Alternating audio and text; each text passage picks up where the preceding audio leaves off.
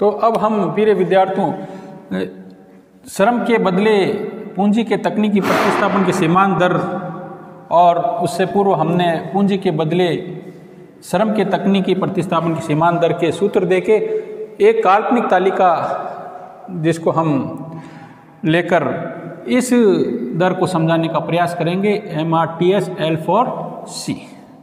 देखिए इधर हमने ले रहे हैं साधन संयोग A B C D E और यहाँ दो साधन ले रहे हैं हम श्रम की मात्रा और पूंजी की मात्रा।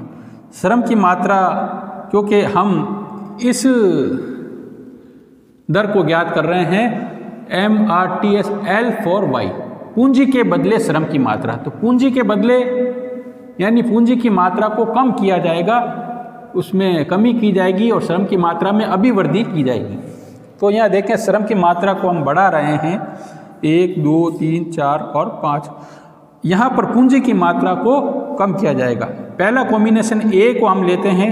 A कॉम्बिनेशन पर श्रम की मात्रा 1 है और पूंजी की मात्रा 30 है। अब श्रम की मात्रा की 1 इकाई वृद्धि करने के लिए एडिशनल यूनिट को हम बढ़ाना चाहते हैं, तो अब उसके लिए हमने पूंजी की 5 इकाई को कम किया है। तो यहाँ फॉर्मूला है delta C upon delta A। तो यहाँ हम कुछ परिवर्तन नहीं हो रहा है, B कॉम्बिनेशन पर परिवर्तन होगा। B कॉम्बिनेशन पर परिवर्तन हुआ delta C 5 delta L 1 equal to 5 और इसको हम ऐसे भी लिख सकते हैं या इसको ऐसे भी लिखा जा सकता है 5:1, यानी 1 यूनिट अगर हम लेबर की इंक्रीज करना चाहते हैं उसके लिए 5 यूनिट्स कैपिटल या पूंजी की मात्रा को डिक्रीज करना होगा।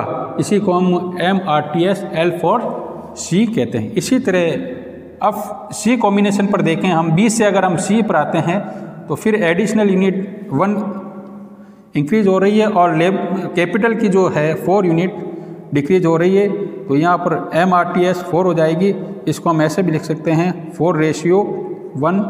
इसी तरह यहाँ से हम आएंगे फिर 1 एडिशनल यूनिट हो रही है और यहाँ 3 हो रही है।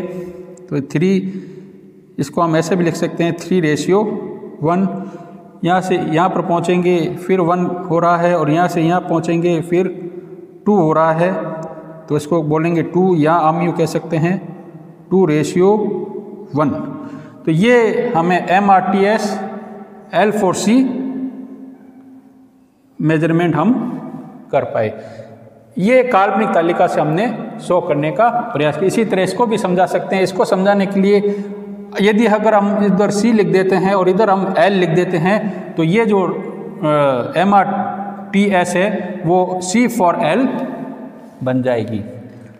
तो प्यारे विद्यार्थियों, आज हमने तकनीकी प्रतिस्थापन की सीमांत दर के बारे में अध्ययन किया। उम्मीद है आपको ये दर समझ आ चुकी होगी। इससे पूर्व भी हमने प्रतिस्थापन की सीमांत दर यानी MRS को भी पढ़ा था और उसका संबंध हमने तटस्थ वक्र के ढाल को समझाने के लिए लिया था उपयोग में। इसी तरह MRTS का उपयोग समोत्पाद वक्र के ढाल को समझाने के लिए किया जाता है। MRTS भी 3 प्रकार की होती है, बढ़ती हुई MRTS, घटती हुई MRTS और स्थिर MRTS। यदि MRTS बढ़ती हुई है तब समोत्पाद वक्र की आकृति मूल बिंदु की ओर नातुदर होगी। यदि MRTS घटती हुई है तब समोत्पाद वक्र की आकृति मूल बिंदु की ओर उन्तोदर होगी। यदि MRTS समान है या स्थिर है तब समोत्पाद वक्र की आकृति मूल बिंदु की ओर एक सरल रेखा के रूप में होगी। धन्यवाद।